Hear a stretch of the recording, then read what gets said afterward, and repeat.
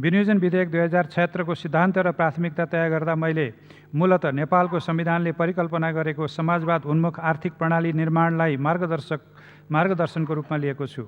राज्यका निर्देशक सिद्धान्त, नीति तथा दायित्व एवं नागरिकका मौलिक हक कार्यान्वयन गर्न बनेका कानुनहरूलाई समेत बजेट तर्जुमाको आधारको रूपमा लिएको छु।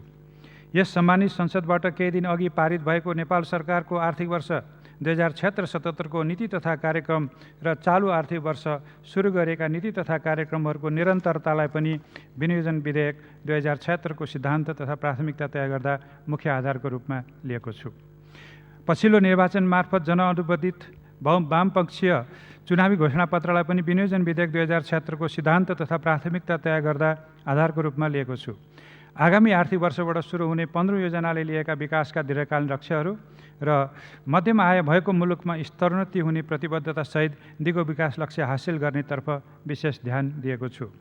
सम्माननीय सभामुख महोदय, अब म यस सम्मानित सदन समक्ष विनियोजन विधेयक 2076 का सिद्धान्तहरू प्रस्तुत गर्ने अनुमति चाहन्छु। नागरिकका मौलिक हक र अधिकार सम्बन्धी बनेका कानुनहरूको कार्यान्वयन तथा संविधानमा उल्लेखित राज्यका निर्देशक सिद्धान्तहरूको परिपालना गरिनेछ। नागरिकलाई सुरक्षित, सम्मानित र गुणस्थिर जीवनयापनको अवसर सुनिश्चित गर्नेतर्फ बजेट लक्षित हुनेछ। सबै नेपालीलाई आफ्नो ज्ञान, सिप र क्षमताको विकास तथा उपयोग गर्ने अवसर सृजना गरिनेछ। राष्ट्र निर्माण र विकासको यात्रामा सम्पूर्ण नेपालीलाई समाहित गरी न्यायपूर्ण सामाजिक आर्थिक विकास गर्ने रूपान्तरणकारी नीति र कार्यक्रमहरू तयार गरिनेछ। विपद, जोखिम र नागरिक कष्टप्रति संवेदनशील लोककल्याणकारी राज्य स्थापना गर्न जोड दिँदै चरम गरिबी, विपन्नता र पछौटेपनको शीघ्र अन्त्य गर्ने दिशामा आगामी वर्षको बजेट लक्षित हुनेछ। सबै नेपालीलाई क्रमशः सामाजिक सुरक्षाको दायरामा ल्याउने गरी बजेट तर्जुमा गरिनेछ। बाल्यकालमा शिक्षा, स्वास्थ्य र पोषण, युवावस्थामा सिप, उद्यमशीलता र रोजगारी तथा वृद्धावस्थामा सम्मान, संरक्षण र सुरक्षा प्रदान गर्ने नीति लिइनेछ। राज्यको सहयोग आवश्यक पर्ने व्यक्ति, परिवार तथा समुदायलाई विशेष संरक्षण दिइनेछ। सामाजिक न्याय सहितको तीव्र विकासबाट समुन्नत, सबल र आत्मनिर्भर अर्थतन्त्रको निर्माण गरी सन् 2030 अगावै दिगो विकासका लक्ष्यहरू हासिल गर्दै मध्यम आय भएको मुलुकमा स्तरोन्नति हुनेतर्फ आगामी आर्थिक वर्षको बजेट लक्षित हुनेछ। यसका लागि उत्पादन संरचनामा परिवर्तन, उत्पादक शक्तिको उच्च उपयोग, लगानी अभिवृद्धि र उत्पादन कुशलतामा जोड दिइनेछ। क्षेत्रगत कार्यक्रमहरूलाई दिगो विकासका लक्ष्यहरूसँग आबद्ध गरिनेछ।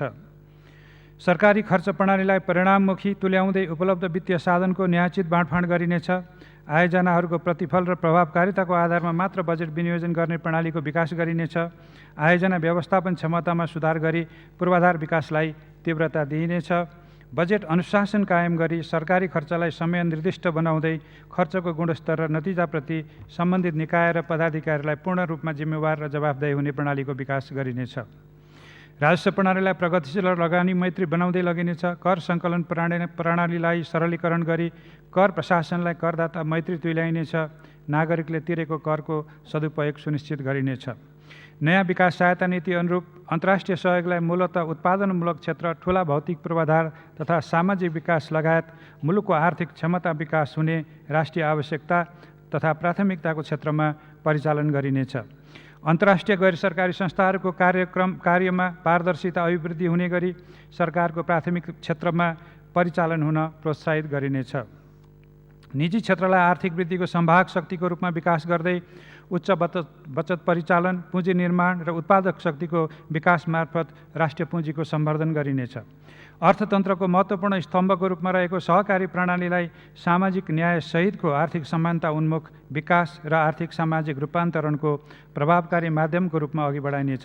सामुदायिक र गैर सरकारी क्षेत्रलाई स्थानीय स्रोत, साधन र सिपको सदुपयोग गर्दै आय आर्जन र रोजगारी सिर्जनाको माध्यमबाट आर्थिक सामाजिक रूपान्तरणको सम्भागको रूपमा प्रवर्धन गरिनेछ। उपलब्ध प्राकृतिक, भौतिक र मानवीय स्रोत र साधनको सदुपयोगको नीति अवलम्बन गरिनेछ। विकास र वातावरण बीच सन्तुलन कायम गर्दै जलवायु परिवर्तन अनुकूलनमा जोड दिइनेछ। विकास र समृद्धि हासिल गर्न सङ्घ, प्रदेश र स्थानीय तह बीच उच्चतम समन्वय र सहकार्य गरिनेछ। नेपालको संविधान, विद्यमान कानुनी व्यवस्था, नेपाल सरकारबाट स्वीकृत कार्य विस्तृतीकरणको ढाँचा समेतको आधारमा वित्तीय हस्तान्तरण र राजस्व बाँडफाँड हुने व्यवस्था मिलाइनेछ। प्रदेश र स्थानीय तहको समतामूलक विकास हुने प्रकारले स्रोत र साधनको बाँडफाँड गरिनेछ। मानवाधिकार, सामाजिक न्याय, सुशासन, विकास तथा वातावरण जस्ता विषयमा राष्ट्रिय तथा अन्तर्राष्ट्रिय जगतमा हामीले अपनाएका प्रतिबद्धताहरू पनि आगामी वर्षको बजेट निर्माणका आधार हुनेछन्। आयको न्यायोचित वितरण सहितको सन्तुलित उच्च आर्थिक वृद्धि दर हासिल हुने तथा समष्टिगत आर्थिक स्थायित्व कायम हुने गरी आर्थिक, वित्तीय तथा बाह्य क्षेत्र सम्बन्धी नीतिहरू तर्जुमा गरिनेछ। वैदेशिक लगानीलाई राष्ट्रिय पुँजी निर्माणको परिपोषक हुने गरी उपयोग गरिनेछ। लगानीको वातावरण अनुकूल बनाई स्वदेशी र विदेशी लगानी अभिवृद्धि मार्फत उत्पादन र उत्पादकत्व अभिवृद्धि, रोजगारी सृजना, आयात प्रतिस्थापन र निर्यात प्रवर्धन गरिनेछ। व्यावसायिक लागत न्यूनीकरण गरिनेछ। मूल्य वृद्धिलाई वाञ्छित सीमाभित्र राखिनेछ। वित्तीय साधनलाई थप उत्पादनमुखी तुल्याइनेछ। सङ्घ, प्रदेश र स्थानीय तहको सहकार्य, समन्वय र सहलगानीबाट उपलब्ध स्रोत र साधनको महत्तम उपयोग गरिनेछ। सङ्घ, प्रदेश र स्थानीय तहको संविधानबाट निर्दिष्ट अधिकार र जिम्मेवारीको बाँडफाँडलाई आधार बनाएर बजेट तर्जुमा गरिनेछ। साझा अधिकार सूचीका क्षेत्रहरूमा निश्चित मापदण्ड तर्जुमा गरी सङ्घ, प्रदेश र स्थानीय तहको कार्यक्रमहरू तय गरिनेछन्।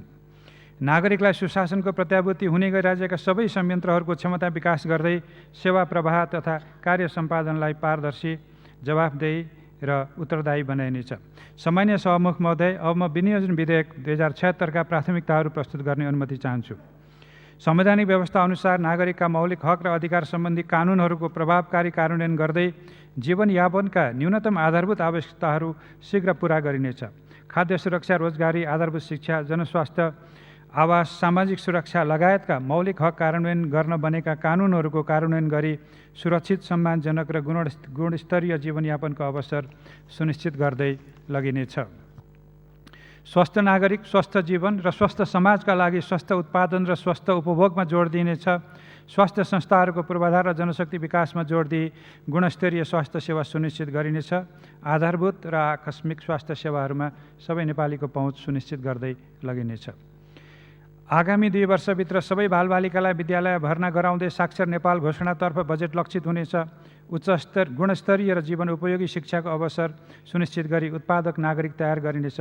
राष्ट्रपति शैक्षिक सुधार कार्यक्रम सञ्चालन गरी सामुदायिक शिक्षाको क्षेत्रमा थप सुधार गरिनेछ। प्राविधिक तथा व्यावसायिक शिक्षा र सिपमूलक तालिमको विस्तार गरिनेछ। शिक्षा, विज्ञान तथा प्रविधिको क्षेत्रमा विश्वस्तरको अध्ययन र अनुसन्धान गर्ने विशेषीकृत संस्थाहरूको स्थापना गरिनेछ। जोखिमयुक्त बस्तीमा रहेका सबै परिवारलाई जोखिमरहित स्थानमा सुविधायुक्त आवासको व्यवस्था मिलाउँदै लगिनेछ। सुरक्षित बस्ती विकास तथा आवासको व्यवस्था गरिनेछ। जनसाङ्ख्यिक लाभ लिने गरी श्रमयोग्य सबै नागरिकलाई उत्पादनसँग जोड्दै निर्माण, उत्पादनमूलक उद्योग र सेवा लगायतका क्षेत्रमा काम र रोजगारीका अवसर सृजना गरिनेछ। नागरिकलाई स्वरोजगारीमा प्रोत्साहित गर्न सिपमूलक तालिम, उद्यमशीलता विकास र सहज कर्जाको पहुँच सुनिश्चित गरिनेछ। श्रम ऐनमा भएका व्यवस्थाहरूको प्रभावकारी कार्यान्वयन गर्दै असल तथा उत्पादनमुखी श्रम सम्बन्धको विकास गरिनेछ। वैदेशिक रोजगारीलाई थप व्यवस्थित गरिनेछ। राज्यबाट संरक्षित भएको महसुस हुने गरी विद्यमान सामाजिक सुरक्षाका कार्यक्रमहरू एकीकृत रूपमा सञ्चालन गरिनेछ। योगदानमा आधारित समय सुरक्षा योजना कार्यान्वयनमा ल्याइनेछ। सबै नागरिकलाई क्रमशः स्वास्थ्य बिमाको दायरामा ल्याइनेछ। सामाजिक सुरक्षा दिन अति आवश्यक देखेका व्यक्ति, परिवार र समुदायलाई संरक्षणको पहिलो प्राथमिकतामा राखिनेछ। आगामी आर्थिक वर्षलाई युवा परिचालन वर्षको रूपमा लिइनेछ। युवाहरूको प्रतिभा पहिचान, विकास र परिचालनका कार्यक्रमहरू सञ्चालन गरिनेछ। महिला सशक्तिकरण कार्यक्रम मार्फत उद्यमशीलताको विकास र रोजगारी सृजनामा जोड दिइनेछ। कृषिमा आधुनिकीकरण, यान्त्रिकरण र विशिष्टीकरण मार्फत उत्पादन र उत्पादकत्व वृद्धि गरिनेछ। कृषि तथा पशुपन्छीजन्य प्रमुख खाद्यवस्तुहरूमा मुलुकलाई क्रमशः आत्मनिर्भर बनाउने गरी कार्यक्रम सञ्चालन गरिनेछ। कृषि क्षेत्रको अनुदान उत्पादन लक्षित हुने गरी विद्यमान व्यवस्थालाई परिमार्जन गरिनेछ। सहकारी र सामूहिक कृषि प्रणालीलाई प्रोत्साहित गरिनेछ। भू-उपयोग नीतिको कार्यान्वयन गरिनेछ। जलस्रोतको बहुआयामिक उपयोग गर्दै सिँचाइ तथा नदी नियन्त्रण र जलमार्ग विकासका कार्यक्रमहरू विस्तार गरिनेछ। सम्भाव्यताको आधारमा नदी पथान्तरण आयोजनाहरू कार्यान्वयन गरिनेछन्। वैज्ञानिक वन व्यवस्थापन गरी वन क्षेत्रको आर्थिक उपयोग गरिनेछ। वातावरणीय तथा जैविक संरक्षण र जलवायु परिवर्तन अनुकूलन कार्यक्रमहरू सञ्चालनमा जोड दिनेछ। आगामी आर्थिक वर्षलाई वृक्षारोपण वर्षको रूपमा सञ्चालन गरिनेछ। पर्यटन प्रवर्धन गर्न सन् 2020लाई नेपाल भ्रमण वर्षको रूपमा सफलतापूर्वक सञ्चालन गरिनेछ। सांस्कृतिक धरोहरको संरक्षण र सम्वर्धन गरिनेछ। राष्ट्रिय तथा अन्तर्राष्ट्रिय खेलकुदको आयोजना गर्न आवश्यक पूर्वाधारको विकास गरिनेछ।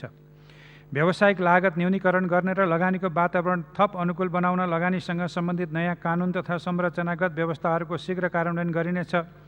औद्योगिक तथा पूर्वाधार क्षेत्रमा लगानी अभिवृद्धि गरिनेछ।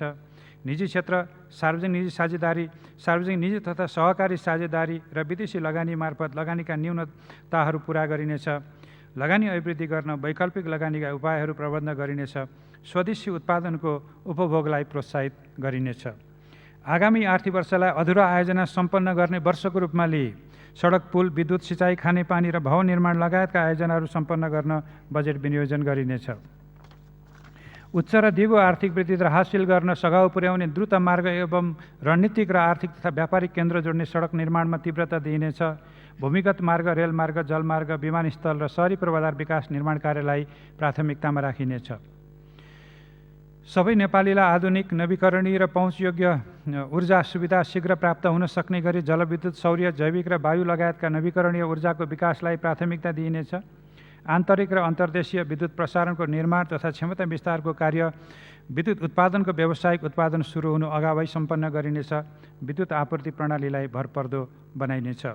सार्वजनिक यातायात व्यवस्था प्रणाली र संरचनामा सुधार गर्दै विद्युतीय सवारी साधनको प्रयोगलाई प्रोत्साहित गरिनेछ।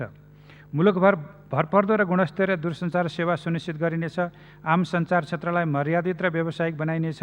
डिजिटल नेपाल फ्रेमवर्कको राष्ट्रिय कार्ययोजना कार्यान्वयनमा ल्याइनेछ। सरकारी तथा अन्य सङ्गठित क्षेत्रबाट प्रवाह हुने सबै प्रकारका सेवा, कारोबार तथा भुक्तानी विद्युतीय माध्यमबाट हुने व्यवस्था मिलाइनेछ।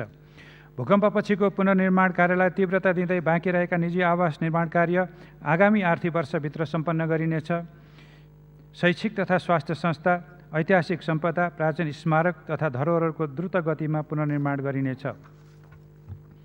एक वर्षभित्र सबै नेपालीको ब्याङ्क खाता हुने गरी वित्तीय पहुँच अभिवृद्धि गरिनेछ। वित्तीय संस्थाहरूको संस्थागत क्षमता, प्रतिस्पर्धा र पारदर्शिता अभिवृद्धि गर्दै वित्तीय साधनलाई उत्पादनमुखी बनाइनेछ। बिमा तथा पुँजी बजारको दायरा विस्तार र वैकल्पिक वित्तीय उपकरणको विकास बजेटको प्राथमिकतामा रहनेछ। सार्वजनिक निर्माण कार्यलाई प्रभावकारी बनाउन सार्वजनिक खरिद ऐनमा संशोधन लगायत आवश्यक नीतिगत तथा कानुनी सुधार गरिनेछ। तोकिएको गुणस्तर, लागत र समय भित्रै आयोजना सम्पन्न गर्ने गरी सम्बन्धित पदाधिकारीलाई जिम्मेवार तथा जवाफदेही बनाइनेछ। विकास आयोजना कार्यान्वयन गर्ने निकायहरूको व्यवस्थापकीय र प्राविधिक क्षमता अभिवृद्धि गरिनेछ। कर प्रशासनमा सुधार, करको दायरा तथा पहुँचमा विस्तार र राजस्व चुहावट नियन्त्रण गर्ने कार्यलाई थप प्रभावकारी बनाइनेछ। कर सहभागिता लागत कम गर्न र कर प्रणालीलाई पारदर्शी बनाउन विद्युतीय सेवाको उपयोग गरिनेछ। सङ्घ, प्रदेश र स्थानीय तह बीचको समन्वय र सहकार्यलाई जोड दिइनेछ। आयोजना कार्यान्वयन र सेवा प्रवाहलाई प्रभावकारी बनाउन सबै तहमा क्षमता विकासका कार्यक्रमहरू सञ्चालन गरिनेछ। सरकारी वित्त व्यवस्थापन प्रणालीमा थप सुधार गर्दै सङ्घ, प्रदेश र स्थानीय तहको खर्चको गुणस्तर र उपलब्धि सुनिश्चित हुने गरी लेखाङ्कन, प्रतिवेदन तथा खर्च प्रणालीको विकास गरिनेछ। विद्युतीय माध्यमबाट खर्च तथा राजस्व भुक्तानी लेखाङ्कन र विवरण अद्यावधि गर्ने प्रणालीको विकास गरिनेछ। संवैधानिक अङ्ग र सुरक्षा निकायको क्षमता अभिवृद्धि गर्नेतर्फ बजेटले ध्यान दिनेछ। परराष्ट्र नीतिलाई राष्ट्रिय हित, पारस्परिक लाभ र सम्मान, अन्तर्राष्ट्रिय प्रतिबद्धता तथा दायित्व र न्यायमा आधारित हुने प्रकारले अघि बढाइनेछ। लैङ्गिक उत्तरदायी शासन व्यवस्थालाई संस्थागत गर्दै लैङ्गिक हिंसा र महिला विरुद्ध हुने सबै प्रकारको भेदभावको अन्त्य गरिनेछ। छुवाछुत लगायतका सामाजिक भेदभाव पूर्ण रूपमा अन्त्य गराउन कानुनको प्रभावकारी कार्यान्वयनसँगै सचेतनाका सामाजिक अभियान चलाइनेछ।